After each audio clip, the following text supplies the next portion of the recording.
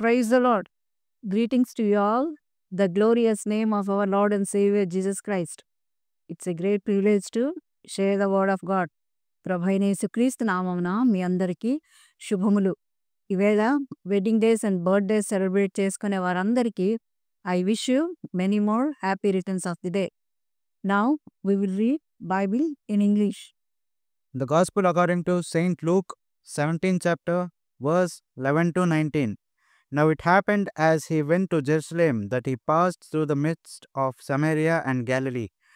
Then as he entered a certain village, there met him 10 men who were lepers, who stood afar off. Then they lifted up their voices and said, Jesus, Master, have mercy on us. So when he saw them, he said to them, Go and show yourselves to the priests. And so it was that as they went, they were cleansed. And one of them, when he saw that he was healed, returned and with a loud voice glorified God, and fell down on his face and his feet, giving him thanks. And he was a Samaritan. So Jesus answered and said, Were there not 10 cleansed? But where are the 9? Where there were not any found who returned to give glory to God, except this foreigner? And he said to him, Arise, go your way, your faith has made you well. Amen. Amen. Now I am reading in Telugu. లూకా రాసినటువంటి సువార్త 17వ అధ్యాయము 11 నుంచి 19 వచనంలో చదువుతున్నాను. దయచేసి ఆలకిస్తాం. ఆయన యెరూషలేమునకు ప్రయాణమై పోవచ్చు సమరయ గలిలయ మధ్యగా వెళ్ళుచుండెను. ఆయన ఒక గ్రామంలోనికి వెళ్ళుచుండగా 10 మంది కుష్ఠరోగులు ఆయనకు ఎదురుగా వచ్చి దూరంన నిలిచి, యేసుప్రభువా, మమ్మను కరుణించుమని కేకలు వేసిరి. ఆయన వారిని చూచి, మీరు వెళ్ళి మిమ్మును యాజకులకు కనపరుచుకొనుడి అని వారితో చెప్పెను. వారు వెళ్ళుచుండగా శుద్ధులైరి. వారిలో ఒకడు తనకు స్వస్థత కలుగుట చూచి గొప్ప శబ్దముతో దేవుని మహిమపరచుచు తిరిగి వచ్చి ఆయనకు కృతజ్ఞతాస్తుతులు చెల్లించుచు ఆయన పాదముల యొద్ద సాగిలపడెను. వాడు సమరయుడు.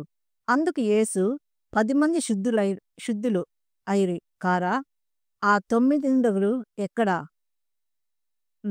ఈ మనుషుడు తప్ప దేవుని మహిమపరచుటకు తిరిగి వచ్చిన వాడు ఎవడును అగపడలేదా అని చెప్పి, నీవు లేచి పొమ్ము, నీ విశ్వాసము నిన్ను స్వస్థపరచునని వానితో చెప్పెను. ప్రార్థించుకుందాం.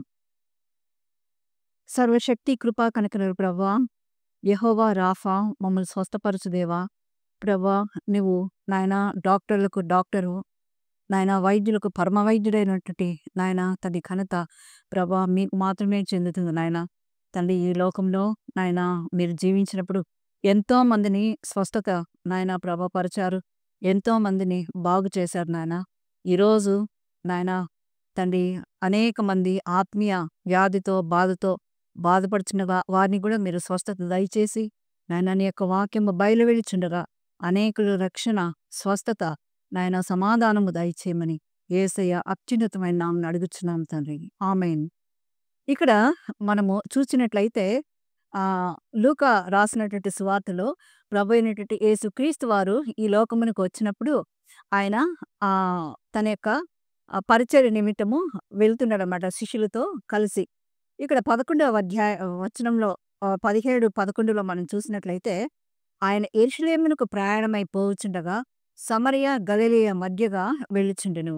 ఆయన ఒక గ్రామంలోనికి వెళ్ళుచుండగా 10 మంది కుష్ఠరోగులు ఆయనకు ఎదురుగా వచ్చి దూరంలో నిలిచి, యేసుప్రభువా, మమ్మను కరుణించుమని కేకలు వేసిరి. ఆమేన్. ఈ యొక్క 10 మంది కూడా ప్రభువును చూచి వారు కేకలు వేశారనమాట. అయితే ఆ రోజుల్లో కుష్ఠ వ్యాధికి చాలా భయపడేటటువంటి వారు. ఆ యొక్క కుష్ఠ వ్యాధి వస్తే మనుషులు చాలా దూరంగా ఉండేటట్టు వారు, లేక ఊరి పొలిమేర్లలో అంటే బార్డర్స్ ఆఫ్ సిటీ లేక టౌన్లలో వారికి ఒక చిన్న హర్ట్ లేక గుడారము వేసి వారిని అక్కడ ఉంచేటటువంటి వారు. వాళ్ళు సర్వ్ చేయడానికి అంటే భోజనము ఇలాగ తీసుకొని పోయిన వాళ్ళని కూడా ఇంటిలోనికి డైరెక్ట్గా రాకుండా వాళ్ళు వెళ్ళి స్నానం చేసి శుద్ధులై తర్వాత ఇంట్లోనికి వచ్చేవాళ్ళు అనమాట. ఇవన్నీ మనం పాత నిబంధనలో చూస్తాం. అయితే అందువలన వారు ప్రభువుకు దూరంగా నిలిచి అడుగుతున్నారనమాట. "ప్రభువా నువ్వు మమ్మల్ని స్వస్థపరచమని" కుష్ఠరోగులు ఆయన్ను గట్టిగా అడిగారు. అప్పుడు ఆయన అంటున్నాడు, "మీరు వెళ్ళి దేవాలయం దగ్గర ఉన్నటువంటి ఆ యొక్క యాజకునికి లేక ప్రీస్ట్‌కి మీరు కనబడమని చెప్తున్నాడు." అప్పుడు వారు ప్రభువు మాట విన్నారనమాట. ఆహ్, "ప్రభువా మమ్మల్ని కరుణించమని కేకలు వేసిరి. ఆయన వారిని చూచి మీరు వెళ్లి మిమ్ముని యాజకునికి కనపరుచుకొనమని వారితో చెప్పెను. వారు వెళ్ళుచుండగా శుద్ధులైరి." ఆమేన్. కాబట్టి యాజకుని దగ్గరికి వాళ్ళు వెళ్తున్నారు. ప్రభువు చెప్పిన మాట ప్రకారము వారు ఆయన మాటకు లోబడి వెళ్తున్నప్పుడు వారు శుద్ధులవుట వాళ్ళు గమనించారు. వారు చూసారనమాట. అప్పుడు వారిలో ఈ యొక్క 10 మందిలో గూడా ఒకడు పరిగెత్తుకొని వచ్చాడు ప్రభు దగ్గరికి వచ్చి అడుగుతున్నాడనమాట. "ప్రభువా నన్ను నీవు శుద్ధినిగా చేశావు. నీకు థాంక్స్" అని థాంక్స్ గివింగ్ ఇస్తున్నాడు. కృతజ్ఞత లేక ఆ యొక్క గ్రేట్‌ఫుల్ హార్ట్‌తో ప్రభువును మహింపరుస్తున్నట్లు ఇక్కడ మనము చూస్తున్నామనమాట. ఆహ్, వారు మమ్మును స్వస్థపరచమని అడిగిరి. వారు ఆహ్, వెళ్ళుచుండగా యాజకుని దగ్గరికి వెళ్ళుచుండగా శుద్ధులైరి. వారిలో ఒకడు తమకు స్వస్థత కలుగుట చూచి గొప్ప శబ్దముతో దేవుని మహిమపరచుచు తిరిగి వచ్చి ఆయనకు కృతజ్ఞతాస్తుతులు చెల్లించుచు ఆయన పాదముల యొద్ద సాగిలపడెను. వాడు సమరయుడు. అందుకు యేసు 10 మంది శుద్ధులైరు కదా! మరి 10 మందిలో నువ్వొక్కడివే వచ్చి థాంక్స్ చెప్తున్నావు. నీ విశ్వాసము నిన్ను స్వస్థపరిచింది. నువ్వు తిరిగి వెళ్ళమన్నాడు. ఒక స్మాల్ ఇల్లస్ట్రేషన్ చెప్పి నేను ముగిస్తాను. ఒకానొక ప్లేస్‌లో ఒక స్త్రీ ఆమె కట్టెలేరుకుంటూ ఉన్నదనమాట. కట్టెలు మోసుకొని తన ఇంటికి వస్తున్నప్పుడు ఆ యొక్క కట్టెల మధ్యలో ఒక పాముండి ఆమెను కరిచింది. అప్పుడు దేవుడిని అడిగింది, "ప్రభువా నాకెందుకు ఈ శోధన? నాకెందుకు ఈ శ్రమ? నాకెందుకు ఈ కష్టం?" అన్నప్పుడు ఆమె బాధపడుతూ తన యొక్క ఇంట్లోనికి వెళ్లి డోర్ వేసుకునేదనమాట. అప్పుడు ఆ దారిలో దేవదూత వెళ్తూ ఉంటుంది. అప్పుడు ఆమెను చూసి ఆమె ఇంటిని చూసి దేవదూత ఇంటి డోర్‌ని నాక్ చేస్తదనమాట. అప్పుడు ఈవిడ ఎవరో వచ్చారని డోర్ ఓపెన్ చేసినప్పుడు ఈ యొక్క దేవదూతను చూసినప్పుడు అప్పుడు ఈమంటుంది, "నాకు చాలా కష్టంగా ఉంది. నేను చాలా కష్టపడుతున్నాను.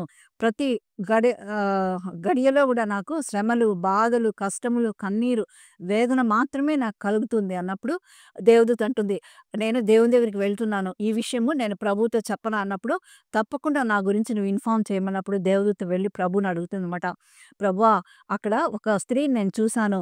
ఆమె ప్రతి నిమిషము బాధపడుతుంది. అన్ని కష్టాలే తన యొక్క జీవితంలో ఉన్నాయి. ఆమె బ్రతుకు ఏమిటి" అని అడిగినప్పుడు ప్రభువు అంటాడనమాట, "ఆమె లైఫ్ అంతా కూడా కష్టపడుతూనే ఉండాలి. అయితే ఒక సొల్యూషన్ నేను ఇవ్వగలను" అంటాడు. "ఏమిటి ప్రభువా" అంటే, ఆమెకు ఒక్క ఆహ్, మాటలో లేక ఒక్క వాక్యంలో నన్ను ప్రార్థన చేసి స్తుతించమని చెప్పు అని చెప్తాడనమాట. అప్పుడు ఈ యొక్క దేవదూత వెళ్ళి ఆమెకు చెప్తాడనమాట. "నీవు ఆహ్, ఏ స్థితిలో ఉన్నావో ఆ స్థితిలోనే దేవుని నువ్వు మహింపరచు" అన్నప్పుడు ఆమె అదే విధంగా ప్రభువును మహింపరుస్తూ ఉంటుంది. కొంతకాలం అయిన తర్వాత అదే దారిలో దేవదూత వెళ్తూ ఉంటారు. అప్పుడు దేవదూత ఆ యొక్క ప్లేస్ అంతా కూడా చేంజ్ అయిపోయి ఉంటుంది.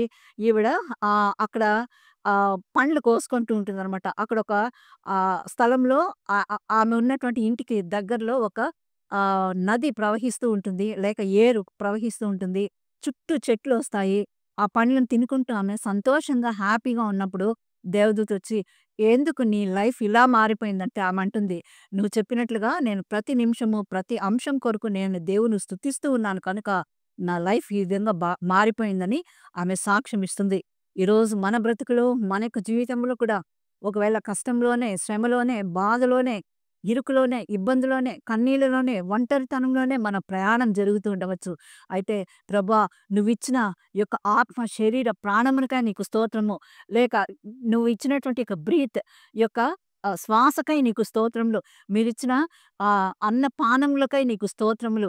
Everyday give us our daily bread అని మనం ప్రార్థన చేసిన విధంగా మనము ప్రతిరోజు ఉన్న దానిలో దేవుని స్తుతిస్తూ ఉన్నామంటే మన యొక్క బ్రతుకుని దేవుడు తప్పకుండా మార్చగలడు. ఎందుకంటే స్తుతి మన యొక్క స్థితిని మారుస్తుందని వాక్యం సెలవిచ్చినది. Praises will go up and blessings will come down అన్న మాటను మనం జ్ఞాపకం చేసుకుంటూ ప్రతినిత్యము ఉన్నదానిలో ప్రభువుని మనం స్తుతిస్తున్నామంటే మన యొక్క బ్రతుకు, మన యొక్క జీవితాన్ని తప్పకుండా దేవుడు మార్చగలడు. అటువంటి మంచి ఆత్మీయ జీవితంలో దేవుడు మనల్ని ముందుకు నడిపించును గాక. Amen. Thank you. God bless you all.